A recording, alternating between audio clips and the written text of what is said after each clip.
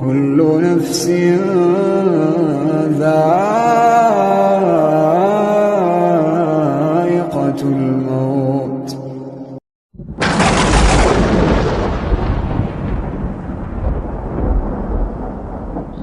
মৃত্যু কি এক আশ্চর্য জিনিস, কি বা তার পরিচয়। প্রকৃতির নিয়ম অনুসারে সকলে আমরা এই নামের সাথে পরিচিত। মৃত্যু নামক শব্দের সাথে আলিঙ্গন করেই সমাপ্তি ঘটবে ক্ষণস্থায়ী রঙিন দুনিয়ার ছোট্ট জীবন। আর আমরা সকলেই প্রত্যাশী চিরস্থায়ী ঠিকানার স্বপ্নময় রঙিন জান্নাতের, যে জান্নাতে সূরা আর রহমানের মনোমুগ্ধকর তিলাওয়াতের সাথে মিলবে মহান রবের দিদার।